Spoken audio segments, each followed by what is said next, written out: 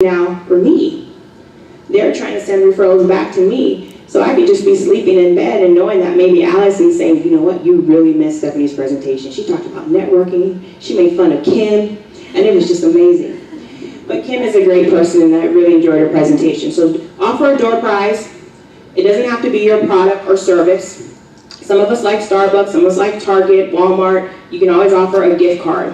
Everyone thinks if I sell It Works, I need to give an It Works wrap. They don't come cheap. Don't take money out of your pocket. No, I don't think that way. But offer a door prize. It can be an inspirational journal. It can be a pen. It can be just something, a packet of colored card paper or thank you cards. It doesn't have to be a lot of money. I go to networking events and women are like, I won! And it's a notepad I got from the dollar store. But they don't care. They're like, wow! You know, you're the number, so they really appreciate that. Don't think that you always have to come out of your pocket. And if you don't have referrals, let's say the industry is realtors. Realtors are very hard for me to send referrals to. But what I will do, because I know about 50 of them, is I get invited to about 30 events a week just on Facebook and at least 40 on my email. And then for my nonprofit, I'm not even going to go there. I get Eventbrites all the time. But what I do is if I invite to an event, whether I go or not, I will tell the real estate agent, hey, I think this may be a good industry for you. This will be a good event because you're looking to get connected to brides.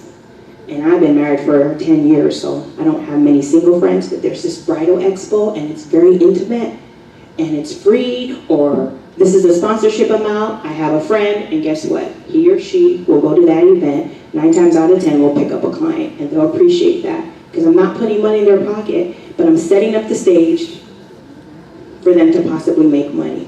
And that's what networking is about.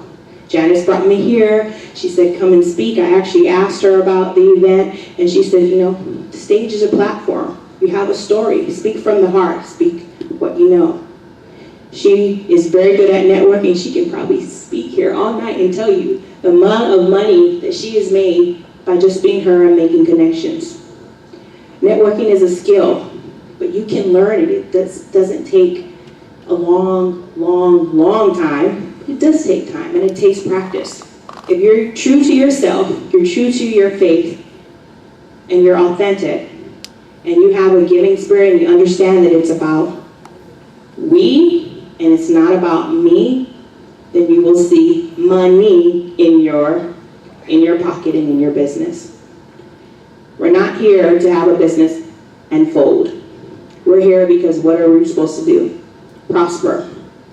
We're given the tools that He's given us, and money is not the root of all evil, of course. It's how you use it. It's how people turn it into negativity. But you're supposed to be here. You're supposed to be making money. You're supposed to be providing wealth for your family, and your family's family, and your family's family's family. You only have so many hours in a day. And if any of you have children with special needs, or you're a caretaker, then your time is even more limited. So utilize networking to help grow your business. Utilize it and understand the purpose of being yourself, of connecting others, and being authentic. It'll come in time. It'll come. I thank you for your time. This is my information. I'm at Biz Marketing Coach. That's me on Twitter and Instagram, my email, my website, and Facebook. My nonprofit is called Word Community, and it came about my marketing business, and people ask, do I have events? I do. And then event after event after event. And then I realized I got a calling, and he said, it's not about you making money off this anymore. You're serving all these women, let it be about the community. We filed February for our 501c3 status, and in 8 days we got approved.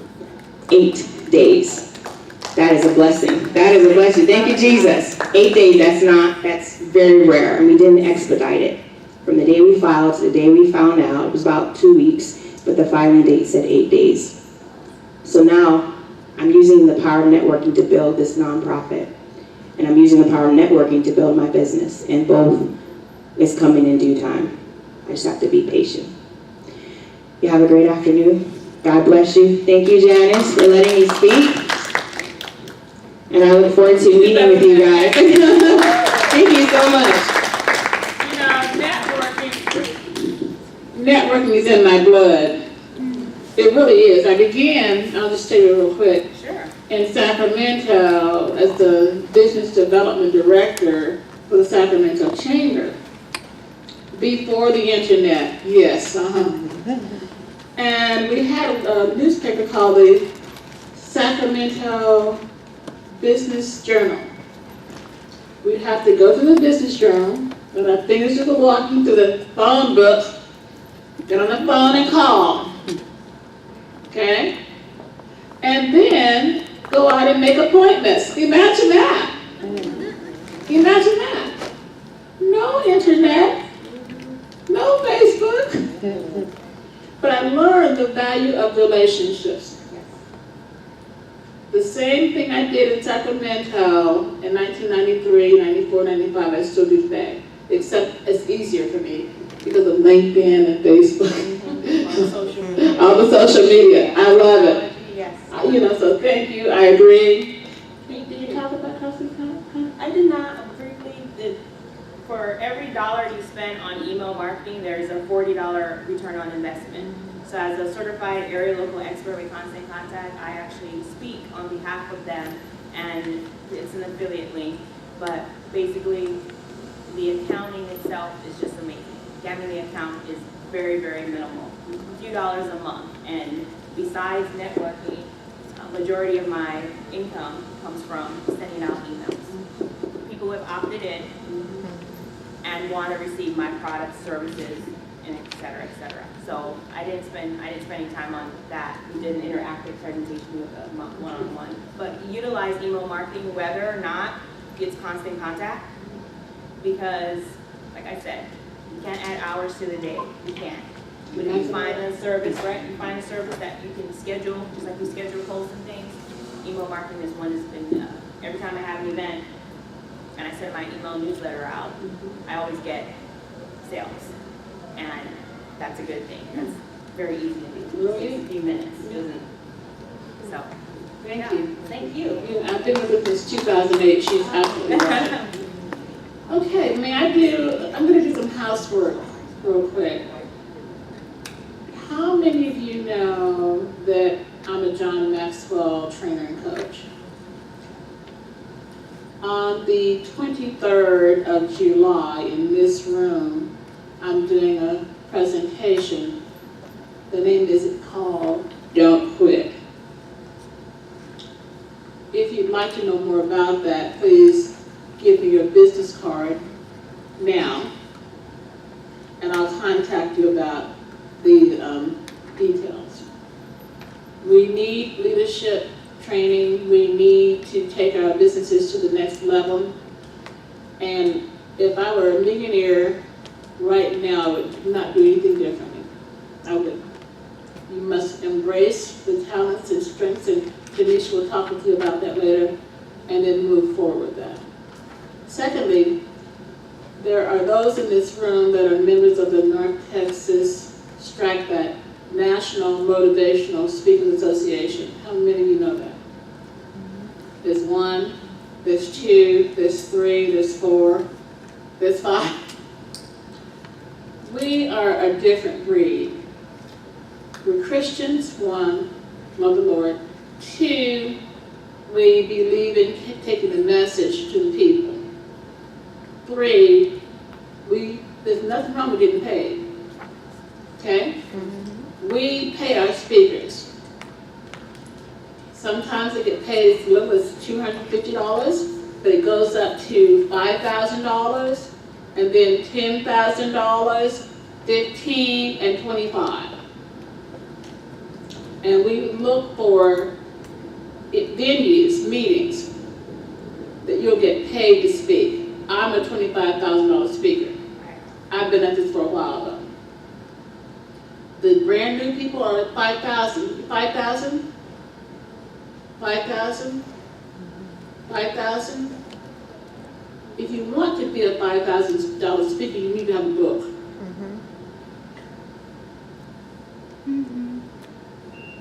I can't justify sending out one sheet for a speaker that does not have a book.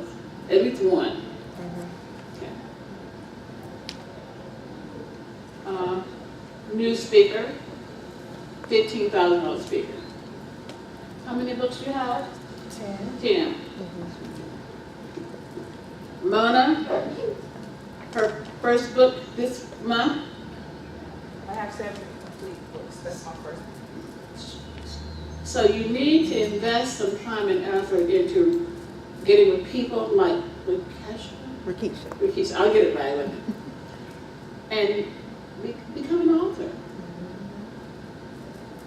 And then step up and allow us to promote you to event planners nationwide. Currently, we have about 1,100 event planners on our database that we email market to every single week. Now, currently, we're in our 2016-17 season. I have to be very careful, though, because I can't have too many motivational speakers. You've got to brand yourself differently. Right. Okay, that's my job. Branding, with the help of Rakeshka, Like Ricky. with the help of Olivia. They help me to brand our speakers, to set themselves apart from other speakers. How many speakers are out there? Millions. Right. What makes you different? That's the key. How many authors are out there? Right. What makes you different? My wife. Our wife. The moment I heard your story, Kim, I said, you need to write a book. I said that on Monday. Awareness. So talk with me if you're looking to speak professionally. A book. I don't do the books. She does the books. I don't do that. That's not my peak. That's not my deal. It took me 10 years to write my first book, and I'm still changing it. But that's not my gift. That's her gift. We have a team of women on this stage today that can do anything that your heart desires. Anything. To prepare you for the next level. We have a TV show. Sherry's not in here, but we're launching our first TV show this year. Sherry Bronson, Media. Does it sound like a plan? Yes. Not my plan, his plan. So thank you. Are you ready? Yes, ma'am. Well, come on down. Oh, we can be better than that, Thank you so much. Thank you, Miss Janice. It has been an honor, and we're going to start out. I know, after you eat some turkey, sometimes you feel like a turkey. So if you could do me a favor and take out, if you have a smartphone or a tablet, I need to see it. If you could take that out for me, and I want to show you something. When I published my first book, I was able to use my smartphone to do it. There's no excuse. Technology is your gateway to the world. Technology is an amazing, rapid moving river of income. Technology. If you're disconnected from technology, you're disconnecting yourself from prosperity, okay? So how did I do that? I blogged my first book. So if I did not have a journal, if I didn't have my laptop, I was able to log into Blogspot. Like when blogging, before WordPress became the platform, I logged into Blogspot. And why did I blog? Because blogging kept me accountable. I blogged every single day for 365 days, 3 paragraphs at a time. Don't say, I don't have the time. I do a lot. And I publish multiple books per year, 15 minutes at a time. That's all you need. If you need 15 minutes in your day, you need to fire some 15 minutes of wasted time. and just put 15 minutes in your day, and you need to get right. Say, get right. Get right. So if you own a phone, you can author without a barrier. And today I want to address some of those barriers. There are barriers to book publishing. Book publishing is a small business. I would not be who I am, where I am today, without publishing a book. The first book that I published, I did it out of sheer obedience. I didn't know if it was going to make money or not. It was an act of obedience. I actually went through a depression. For me, what? I am the encourager. I am the exhorter. I am the cheerleader. Why would you be depressed? Do you not know that we serve an amazing God? That was me. Until I went through my dark moment and said, who is this woman? Why are you crying? What is going on with you? Where's your identity? What's happening? I was blaming everybody. And the Lord said, stop worrying about that and do what I called you to do. Write every single day, 3 to 4 paragraphs a day. I got up. The Spirit of the Lord led me to Blogger. I did it. And my goodness, a book birthing empire has arrived. I was able to leave corporate America, and I do this full time. You don't want to have to be bound. It was about obedience. It was about obedience. So it doesn't matter what your story is. You do not have to be a great writer. All you need is a story. There are errors to clean up stuff. Don't worry about that. You need to get out, you need to get right. Say, get right. Get right. So there is something on the inside of you. There is no barrier. We are many members, but one body. So what you don't have, somebody else has. All you need is a yes. That's it. So I want to address some of our barriers today, and it will open up a world for you. A book is like a key to doors. I say this every time a book is like a door. And if you publish, it opens up a door and you can step through that door. But if you're disobedient, if you lose time, it's an exit, not an entrance. You can wait too long. You know how it talks about a word in season? You talk about rhema, a right now word. You can wait too long. Sometimes the manna will spoil. So if you wait too long to publish, it's old. If you want to publish a book about MySpace, baby, I'm sorry, your manna is spoiled. But you have to know what is now. There are books in the future I have the title to, I have the outline for it, but not now because I don't have the expertise yet. Even though I have the vision, I do not have the materials to build or to release it yet, right? But there is something God's saying now. Wisdom cries out in the streets. He's speaking every day. There's something that you have to say today. There's something that needs to be released today. So go on and do it. When I was pregnant with my first child, my only child, yes, I wasn't sure how is this going to work out. I don't know what this is going to feel like. But baby, I was pregnant, and if you hold on to a pregnancy too long, it endangers both you and that baby. It's the same thing with your book. Don't hold it. There is a book that you need to release that is going to change generations. It's about leaving a legacy in the earth. Your book will live past you. Your book will live past you. Nobody can tell your story the way that you can tell your story. So why let somebody else leave your write-up at the end of your life? Why? I want to make sure that my obituary can be found while I yet live. Hello. So don't let somebody else write your story. You do it. You do it. You don't need the next best thing. You need what is he saying, and that's what I'm going to release. You know I can preach this thing because I love what I do. There are people who are waiting for you to pass that baton. There are people who are waiting. Your obedience, somebody else's life, somebody else's breakthrough, somebody else's miracle, somebody else's moment is hinging on you telling that story. You know how the word says, and we overcome by the words of their testimony. Your testimony is going to help somebody overcome. So how can you not release the word God has given you and shut somebody else up? It's like you are the jailer with the key that will unlock somebody out of the prison doors and you're not letting them go. Even though the word of the Lord already released him, you won't unlock the door. Will you unlock the door for somebody to escape the prison that they're in? That's what you do when you get right. Right as a ruler, did you not know that? Everything that we see a writer did, every piece of music that you hear, somebody wrote it.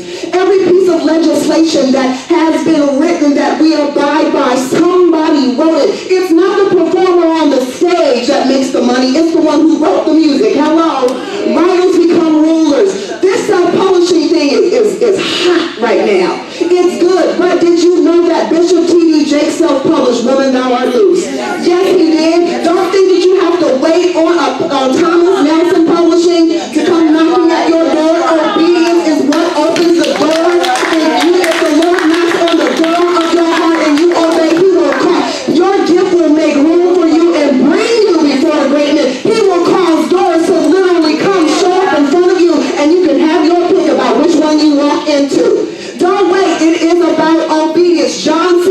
will self-publish his book. Hey, 50 Shades of Grey was self-published first. Look at what they did with that. My goodness. So if somebody else can do it, do not throw your nose out on self-publishing. What you need to do is make sure that you do it well. When God creates something, say it is good. So when you put out a work, it represents, first of all, the kingdom of God. And that's what I want to address, because we have to do things with excellence. We are kingdom kids, we are kingdom representatives, so we don't need to bootleg. We need to make sure that it is blessed and highly flavored. So here's some barriers to book publishing and how we overcome, okay? So this is what I love. You have to get right. When the enemy came to tempt Jesus in the wilderness, Jesus responded, "It is written." If it wasn't written, he wasn't able to give a rebuttal. So there are some things that have to be written down, because written makes it validated. Written is how things are legislated. You have to get right. The word of the Lord says, write the vision and make it plain upon the tables. Why? The vision is meant to be read, because once it is read, it causes a running, because they that read it will run. And that word run means either to run to or run away from. So there are some things that you will write that will cause people to go into motion. There are some things that you will write that will cause people to flee. It is okay, because it is about publishing. Do you know that the word preach and publish are the same thing? My God. So when you publish, you are literally preaching or proclaiming the good news. Yes. So here are barriers to book publishing and how we overcome. Number one, a lack of information. For lack of knowledge, we perish. For lack of knowledge, people are taking advantage of the heart to want to write. And they're like, you don't know what you're doing, so I'm going to charge you $40,000 for your lack of knowledge. And so there are greedy companies who realize that some people want to do this thing for fame. So hey, you got money, fool, we'll take it. A fool and his money, a fool party, yes? That might not be the word, but it sure enough is our word, okay? So they take advantage of that. There are vanity presses that say, you don't know what you're doing, so hey, why don't you pay us to sell your book back to you and not make a profit off of it? That's what happens. Or people are stuck, they're like, I have a book. Lots of my authors, I have had a book for 7 years. I haven't gotten it out. They meet me and the same year we got a baby. It doesn't take a whole year to birth a baby. All you need is a couple months, and we got that thing. Hey, same year, let's deliver this year. Is there anybody who's ready to deliver this year? You're already pregnant. Why are you prolonging this thing? You can't do it. When the pains come, you gotta push, baby, push. So there's a lack of information. You need to know the basics. And if you don't know the basics, they're like, money, money, money, money. They'll take advantage of you. I know I got in a credit card debt with lack of information. I finally got free. I finally divorced Sally Mae. Woo! But it was a hey, right there. It was a process. And how did they get me? I don't know. They offered me a free teddy bear and a t-shirt, so I signed up for the credit card. My goodness, I didn't know student loans was going to chase me down that long. You know, so it's a lack of, that's how we get in bondage. You know, so a lack of information. You need to be empowered. Number two, barrier to publishing, false assumptions. It takes a lot of money, not if you know the right stuff. It does not, but there are certain things that you need to invest in. So, when I was getting married, I asked somebody who was already married. That's the key. See, I am not new to this. When you get somebody, and this is not a knock, when you get somebody who published one book, you're not an expert. Sorry. You know, you're an expert after you have fruit. So not only have I published 7 books, but I have helped hundreds of authors to publish just in a few years. So I'm like, hey, don't even look at my books, look at their quality. Judge me by my fruit, okay? But there are people who I figured out how to do something once. Sewing one dress does not make you couture. I'm just saying. So a lot of us get taken advantage of by people who are experts for a one time. I'm sorry, that's still amateur. We have to work on our professional, right? So when you're talking about false assumptions, you need to invest in the right thing. So when I was getting married, one of my friends who was married for a decade already, I said, you know, I'm doing my wedding budget. What should I invest in? She said, the pictures. Because after everything else is gone, if your pictures are quality, that was the best piece of advice I could have ever taken. So I put a good amount of my budget into the pictures. To this day, they look like Jet Magazine. They look like, you know, they look amazing, and they still recapture that moment and bring me back to that place. The cake is gone, honey. The flowers died a long time ago. But cover. Don't you dare go out there and say, well, I'm going to cut my budget at the book cover. No, man looks at the outward appearance, but God looks at the heart. We want part B of that scripture, but not part A. Man looks at the outward appearance. You can't judge a book by its cover, but I do buy books based on the cover. You buy magazines based on the cover. You buy albums based on the cover. You buy music. Beyonce get eliminated. People, well, what is that? I'm just saying. She understands the power of the visual. That's why her concerts are packed out. But we want to act like we don't want. Let me say this. Just because it's Jesus doesn't mean it needs to be free. Come on. I'm so tired of this poverty mentality that we have